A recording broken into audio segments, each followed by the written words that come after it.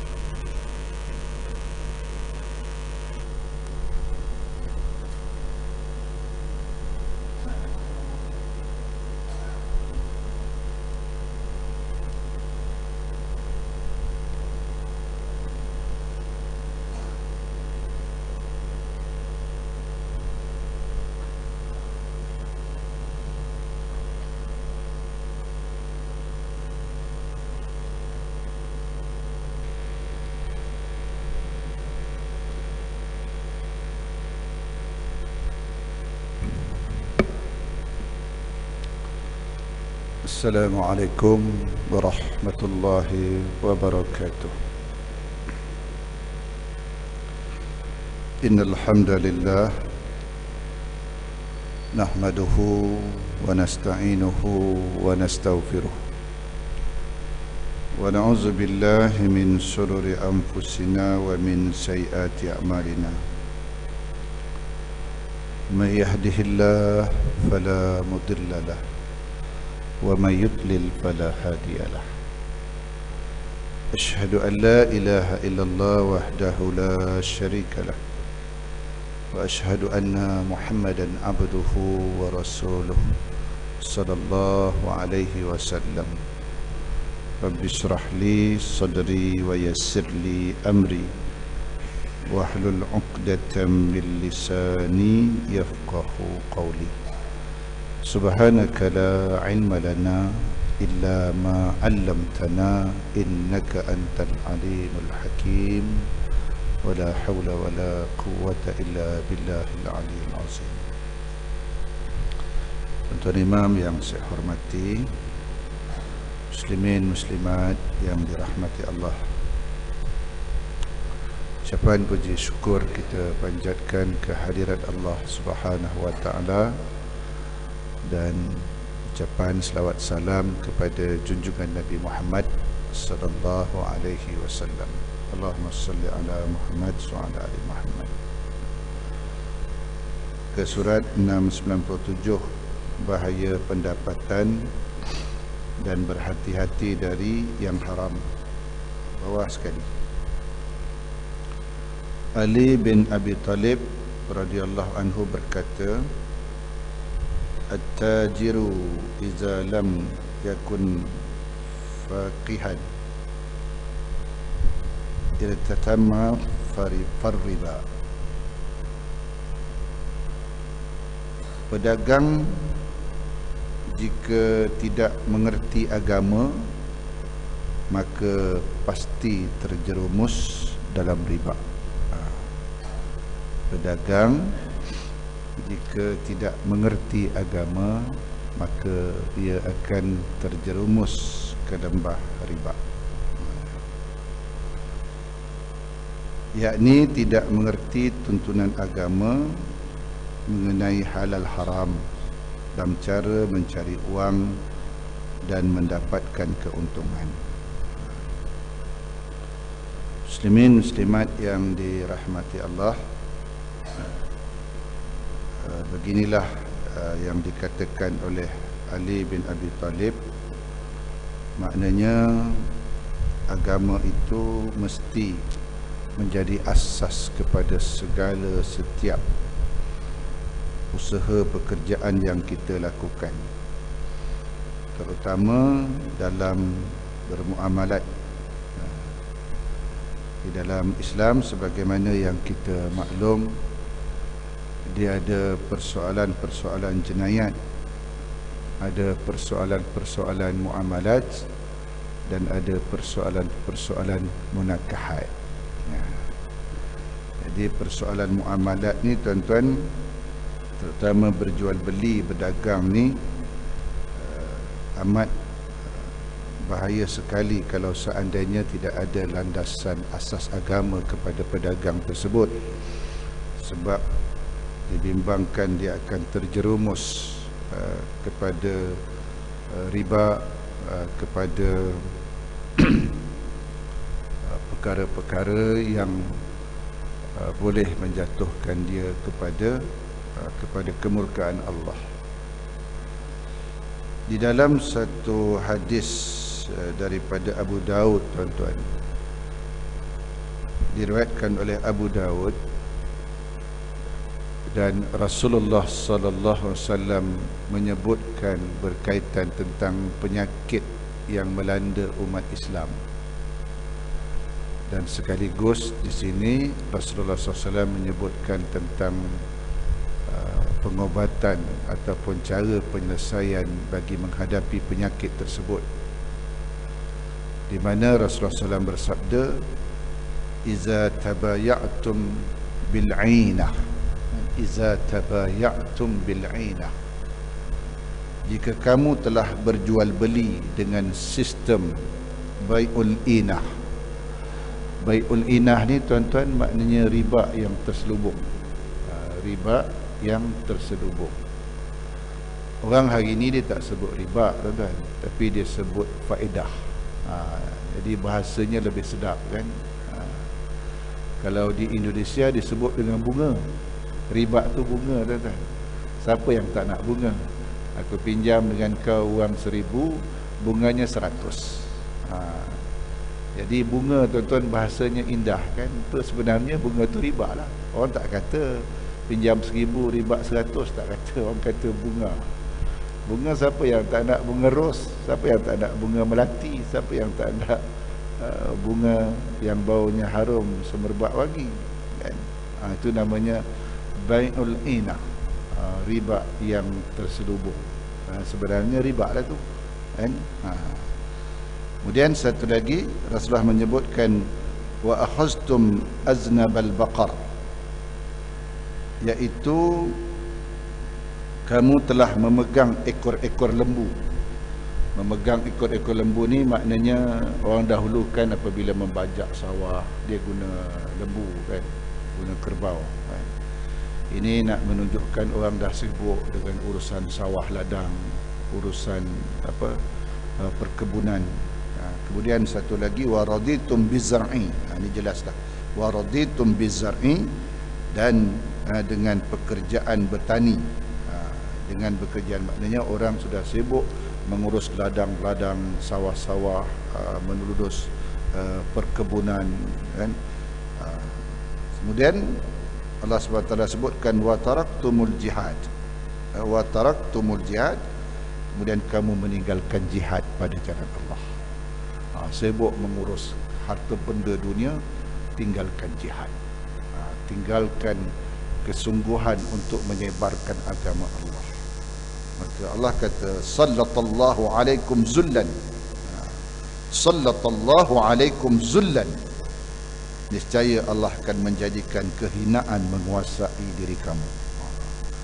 Allah akan menjadikan kehinaan menguasai diri apabila kita meninggalkan bersungguh-sungguh menegakkan berjihad pada jalan Allah. Dan Allah kata, la yanzi'uhu hatta tarji'u ila dinikum. Maka Allah SWT tidak akan mencabutnya daripada kita. Maknanya kehinaan tu Allah tak akan cabut. Hatta tarji'u ila dinikum, sehingga kita kembali kepada agama kita. sehingga kamu kembali kepada agama kamu. Allah Allah kekalkan kehinaan itu hatta tarji'u ila dinikum, sehingga kita kembali kepada agama. Jadi tuan-tuan yang dirahmati Allah, dia menunjukkan pada hari ini apabila kita nak mengembalikan kegemilangan, kecemerlangan umat ini, tuan-tuan, mau tak mau kena kembali kepada agama.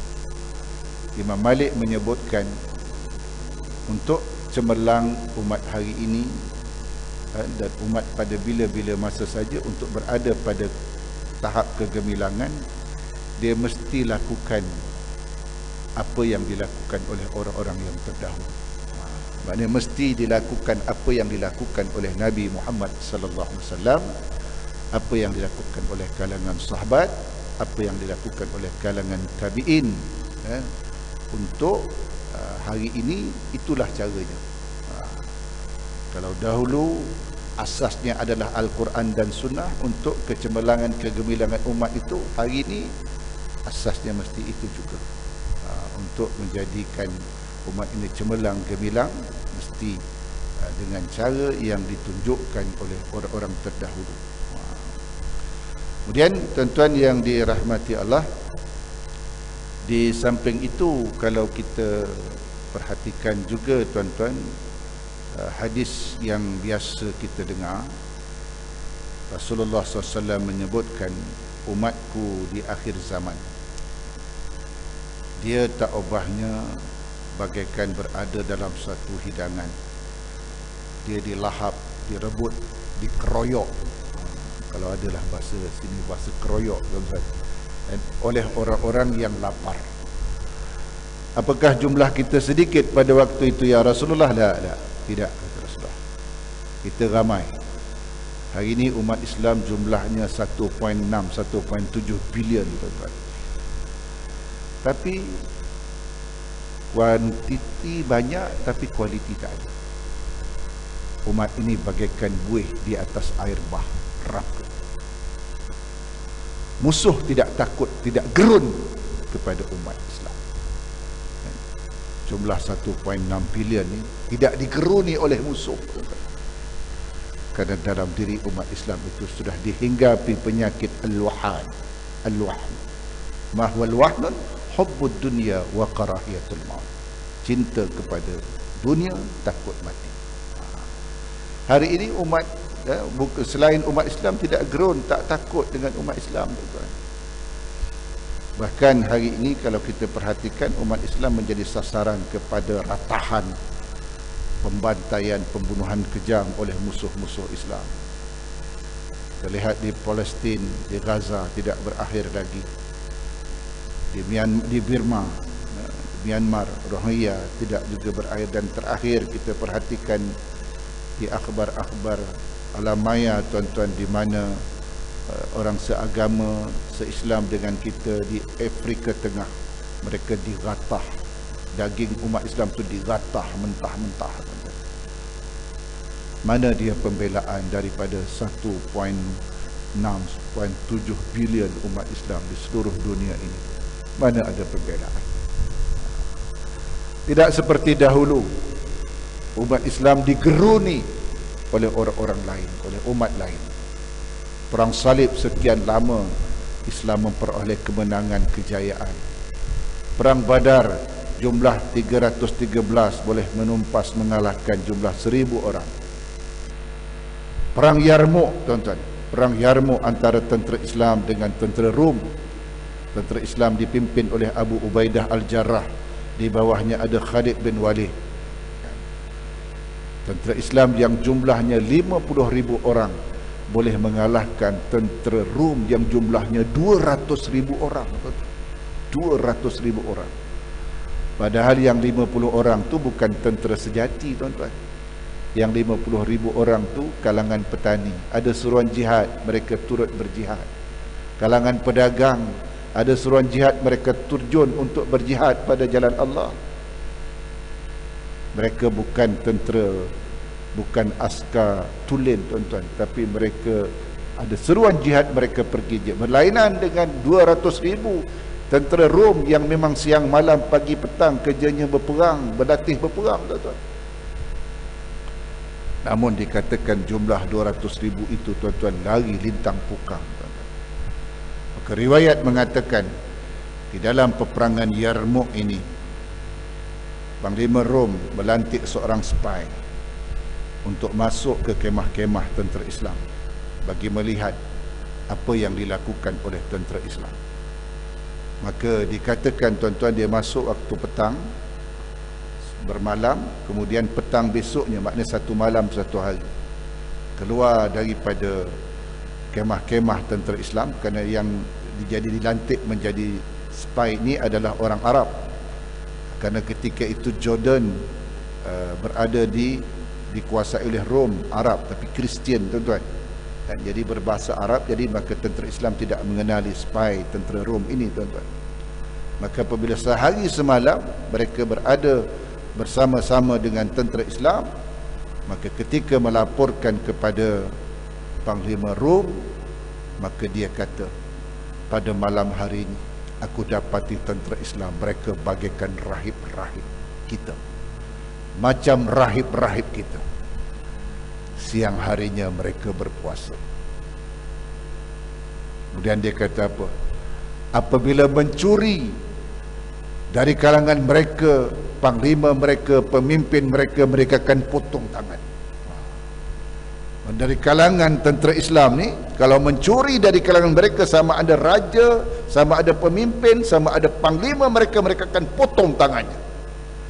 Dan kalau seandainya berzina, yang berzina itu adalah pemimpin panglima mereka, mereka akan rejam sampai mati. Maka ketika itu, tuan-tuan, apa dikatakan oleh Panglima Rom? Dia kata, kalau begitulah keadaannya tentera Islam, dia kata perut bumi lebih baik daripada punggungnya bagi orang yang hendak berperang dengan mereka. Maknanya mati lebih baik, dia kata, kalau nak berperang dengan orang Islam. Kalau macam tu rupanya. Benarlah apa yang dikatakan oleh Umar bin Khattab, yang aku takuti dalam peperangan bukan musuh, bukan besarnya musuh, tetapi apabila tentera Islam telah melakukan dosa. Apabila telah melakukan dosa, maka pertolongan Allah tidak akan berlaku. Di tuan-tuan muslimin yang dirahmati Allah, jadi hari ini, tuan-tuan, umat Islam menjadi ratahan. Walaupun jumlah kita banyak, jumlah kita ramai. Di antaranya adalah apabila berlaku yang saya sebutkan tadi, sebagaimana sabda Rasulullah SAW, berdagang dah cara bai'ul inah, riba, kemudian saling tipu menipu, kan? Saling memakan harta yang haram. Jadi umat Islam itu menjadi lemah. Apabila jadi lemah, dia menjadi ratahan oleh musuh-musuh. Dan tuan-tuan yang dirahmati Allah, Umar bin Khattab radhiyallahu anhu berkata, man lam yatafaqqah fid din fala yattajiranna fi aswaqina. Siapa yang tidak mengerti tuntunan agama, maka jangan berniaga di pasar-pasar kami. Ini satu lagi amaran keras daripada Umar bin Khattab. Siapa yang tak faham agama, jangan berdagang dekat pasar-pasar kami, kata Umar bin Khattab. Itu makanya, tuan-tuan, pada zaman Nabi SAW, apabila Rasulullah pergi pasar, Rasulullah jolok jualan bara biji-bijian pedagang, jolok, kata basah. Apa ni? Rasulullah kata, apa ni? Rasulullah kata, maknanya Islam tentang persoalan ni, persoalan amanah dalam berbisnes, persoalan amanah dalam berdagang. Sebab apa? Sebab dibimbangkan kita bawa balik ke rumah, rezeki itu sumbernya adalah penipuan, kan? Disebutkan di dalam kitab Tanbihul Ghafilin ini juga, tuan-tuan, tak tahu yang buat apa.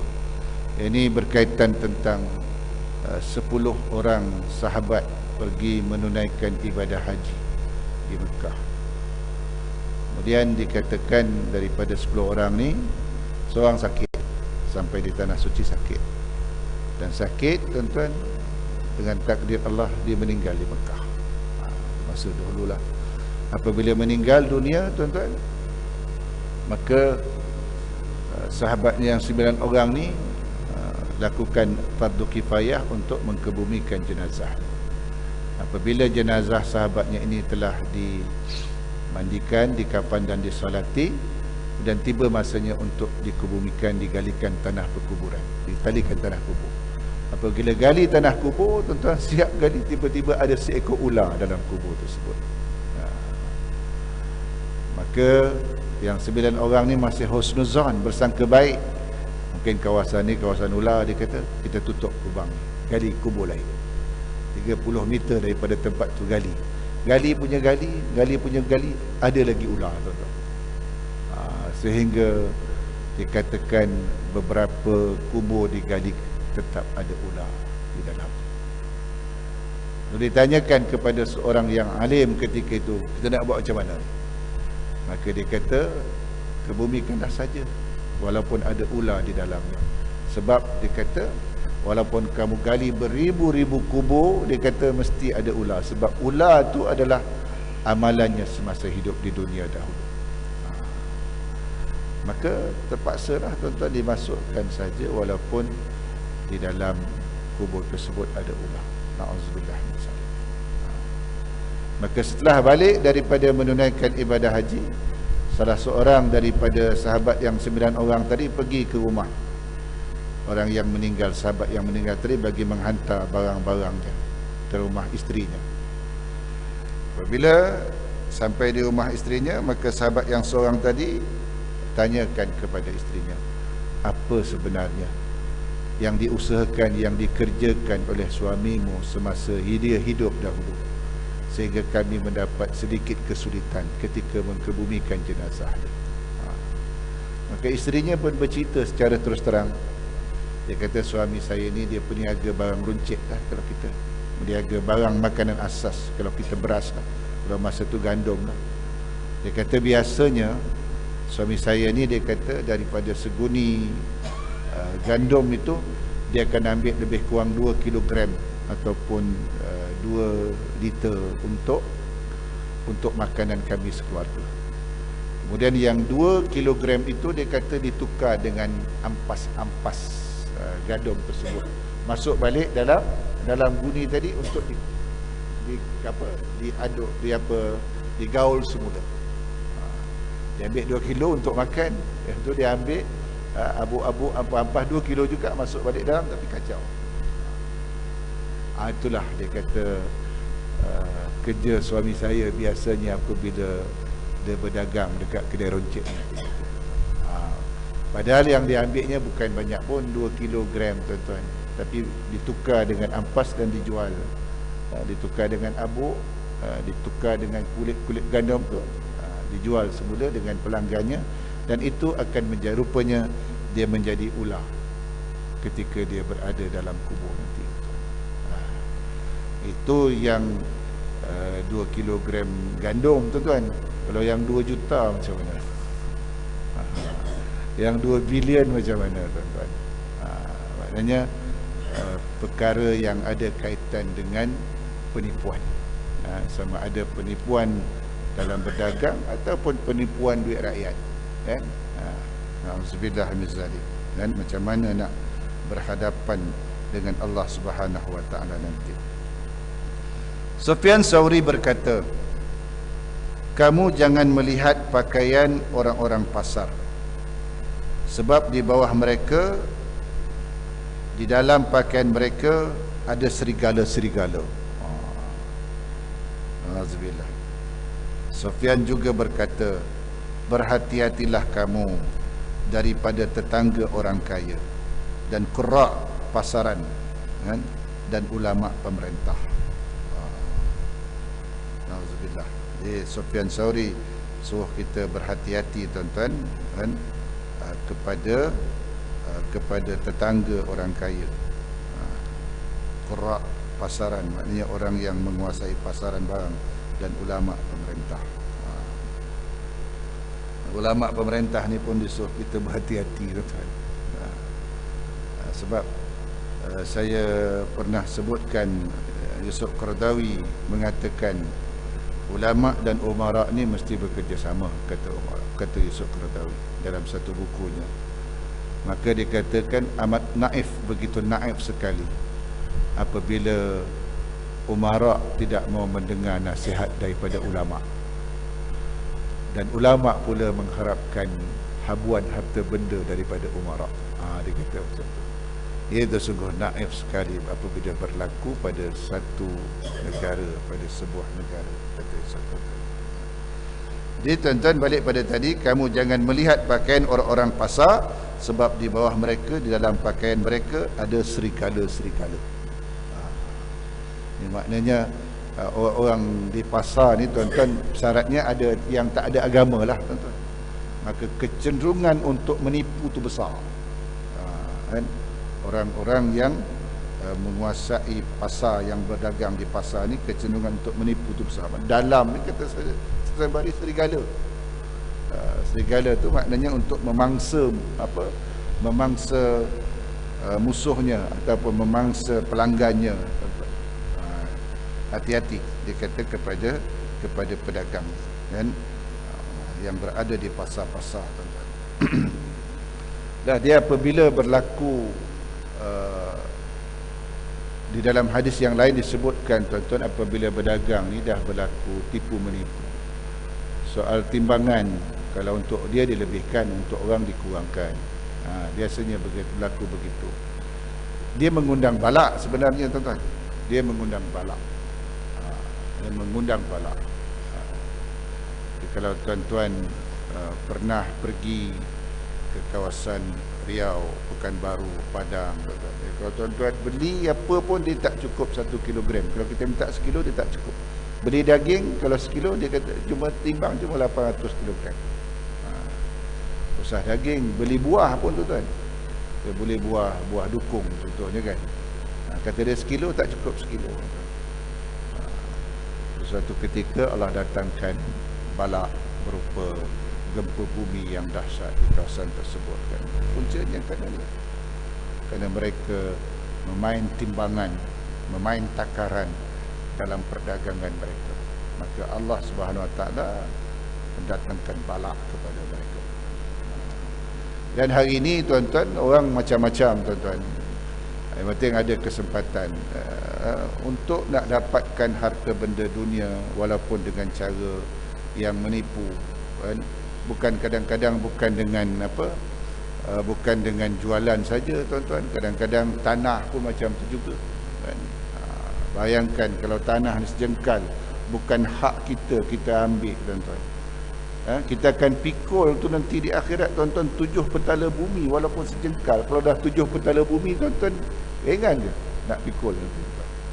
Petah lagi kalau dah main hektar-hektar, kalau dah main hektar-hektar tuan-tuan, menipu. Nauzubillah min zalik tuan-tuan. Maknanya harta benda dunia ni tuan-tuan, dia memang tak pernah puas. Kita ni manusia ni dia tidak pernah puas tuan-tuan dengan harta benda dunia ni kan? Memang tidak pernah. Tu dalam hadis disebutkan, kalau dah ada kan, 2 bukit emas, dia akan dapatkan bukit yang ketiga. 2 bukit emas dia punya, dia akan cari bukit yang ketiga. Dah ada 3 bukit, dia carikan bukit yang keempat tuan-tuan. Dah ada 4, dia akan cari bukit yang kelima. Bila dia berhenti? Apabila tanah kubur dah masuk mulut, baru dia berhenti tuan-tuan. Itu nak menunjukkan betapa serakahnya manusia ni terhadap harta benda dunia kan? Padahal kalaupun banyak macam mana duit dia, berjuta macam mana pun duit dia, dia makan roti canai sekeping je tuan-tuan. Mana ada orang makan roti canai 20 keping? Tak ada. Roti canai makan sekeping je tuan-tuan. Itulah akhirnya disebut ulama mengatakan, maka akhirnya nanti apabila dia mati, maka akan berlaku 4 penarikan kepada dia. Apa dia? Yang pertama, malaikat maut akan tarik nyawa dia. Yang kedua, ahli waris akan tarik harta peninggalan dia. Kalau ahli waris baik, okeylah tuan-tuan. Tapi kalau ahli waris belanjakan harta dia tu kepada benda yang buruk tuan-tuan, bayangkan kan, dia dalam kubur dipersoalkan harta yang dia dapat daripada mana. Anak dia dekat atas dunia bertandak, berjoget tuan-tuan dengan harta yang dia tinggalkan. dia kena persoalkan dari mana dia dapat, untuk apa dia dibelanjakan harta tuan. Itu masalah besarnya kan. Yang pertama malaikat maut tarik nyawa dia, yang kedua ahli waris tarik harta dia, maka yang ketiga ulat-ulat akan tarik daging-daging dia, dan yang keempat orang yang dia khianati, orang yang dia fitnah, orang yang dia zalimi semasa di dunia dahulu akan tarik pahala dia. Jadi tuan-tuan, masa tu barulah manusia tahu rendah tingginya langit tuan-tuan. Masa di dunia ni tuan-tuan tak nampak kan, tak nampak, maknanya balasan Allah tu tak nampak kan? Dan cuma itu makanya hanya orang-orang yang hatinya bersih, orang-orang yang hatinya cerah saja tuan-tuan, dia nampak benda ni semua kan? Dia nampak bagaimana malaikat maut tu setiap satu hari 70 kali bertandang kepada dia. Dia nampak tuan-tuan dengan jelas orang yang hatinya bersih. Dia nampak Munkar Nakir nanti macam mana akan memukul, membelasah dia dalam kubur. Dia nampak kubur nanti akan bakal menghimpit dia tuan-tuan. Tapi bagi mereka orang yang tidak beriman, yang tidak ada landasan agama tadi, mereka tak nampak. Yang mereka nampak adalah fulus, yang dinampak adalah kekayaan, yang dinampak adalah kesenangan dunia. Itu makanya saya tuan-tuan mesti bersihkan hati ini, supaya hati kita tidak gelap, hati kita tidak keladak, supaya hati kita tidak keruh. Qad aflaha man zakkaha wa qad khaba man dassaha. Berbahagialah orang yang suka bersihkan hatinya, rugilah orang yang mengotorkan hatinya. Cara nak bersihkan hati macam mana? Sebagai ulangan, yang pertama adalah majalisus salihin. Seringlah menghadirkan diri di majlis-majlis orang soleh, majlis-majlis ilmu lah, majlis-majlis ta'lim. Yang kedua, qiraatul Quran, banyak-banyaklah baca Quran. Yang ketiga, qiyamul lail, banyak-banyak bangun malam, insya-Allah dia boleh bersihkan hati. Yang keempat, wa khala'ul batni, kosongkan perut, banyak-banyak puasa, sampai fardu puasa sunat. Yang kelima adalah zikrul maut, banyak-banyak ingat mati. Itu di antara kata Abdullah Al-Antaqi untuk tazkiyatun nafs, untuk bersihkan hati. Okey, tuan-tuan dan puan yang saya kasih, saya rasa itu saja sebagai renungan pada pagi ini.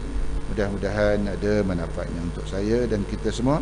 Kita tangguh dengan tasbih kafarah dan suratul As. Subhanakallahumma wa bihamdika asyhadu an la ilaha illa anta astaghfiruka wa atubu ilaik. Bismillahirrahmanirrahim. Wal 'asr innal insana lafi khusr illa alladhina amanu wa tawassaw bil haqq wa tawassaw bis sabr. Billahi taufiq wal hidayah. Assalamualaikum warahmatullahi wabarakatuh.